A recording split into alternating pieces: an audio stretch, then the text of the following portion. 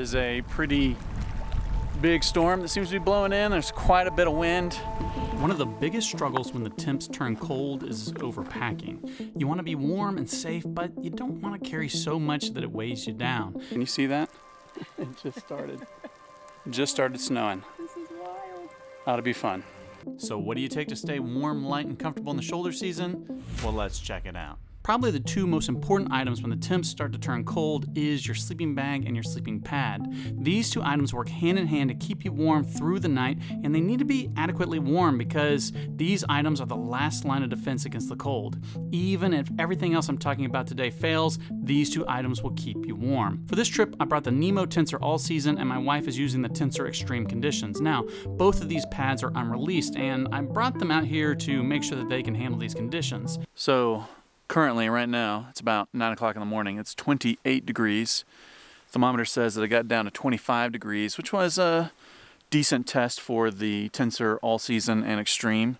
Like the name suggests, the All Season is specifically intended for shoulder season temps. It has an R value of 5.4 that should be adequate for all but the coldest temperatures and possibly go colder in a pinch. You can expect this pad to be released sometime early next year. Up on top, we have the Zimbivy 25-degree double quilt. This is my preferred quilt anytime I'm hiking with my wife, and even though its temperature rating is right at the temps we were experiencing, I find it sleeps a little warmer because we're able to share body heat.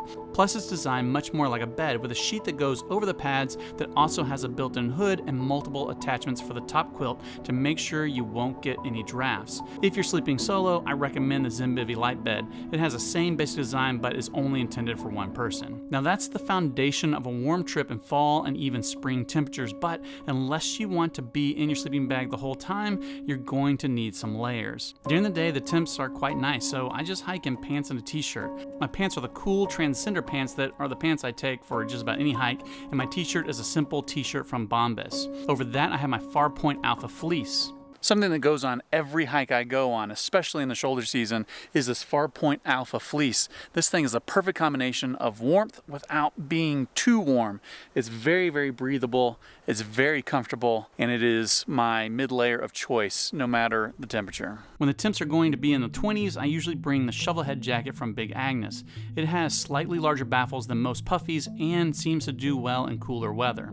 Now that alone is usually enough to keep me warm enough to spend the evening watching the sunset, but occasionally I need something just a bit more. In those cases, I'll usually just put on my rain jacket and rain pants. And to add just that much more, I usually bring a slightly heavier rain jacket than usual, like this Gore-Tex jacket from Outdoor Research and these event pants from Montaigne. Now, I don't typically bring long underwear because I've never found that I need it, but my wife did bring a pair of synthetic tops and bottoms. She usually only sleeps in these, but worst come to worst, she could put them on under all these layers I've mentioned, although that would be quite a hassle.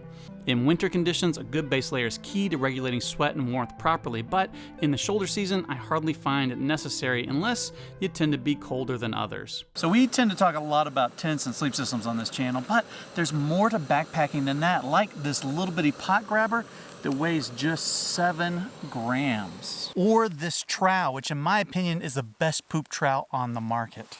Or this battery pack that is half the size and weight of other battery packs that have the exact same power rating. If you're interested in gear like this, it helps me keep my pack light and compact. You really need to check out Garage Grown Gear. They only sell backpacking gear and they specialize in cottage and ultralight gear. Check them out at garagegrowngear.com or through the links in the description. Now, the last two items that I haven't mentioned, but should probably be pretty obvious, are gloves and a warm hat. I have these fleece gloves from Patagonia and a fleece hat from Melanzana. Together with everything else, you should be able to stay warm to temps down to around 20 to even 15 degrees on the far end. Anything below that and you're getting into winter-type backpacking, which is for another video. All this, including stuff I didn't talk about, like my tent, my pack, my cook set, and more, it all came in under 22 pounds, including food and water. And if you're interested in some of those items, I'll have a list down in the description. And if you're interested in more video from this hike, you should sign up for my email list. You'll be one of the first to get behind the scenes, gear lists, gear reviews, YouTube tips, and more. And the best part about it is it's completely free. Please like, subscribe, and do all those other things. And as always, thanks for watching. Don't you always dig your cat holes while you're laying on the ground?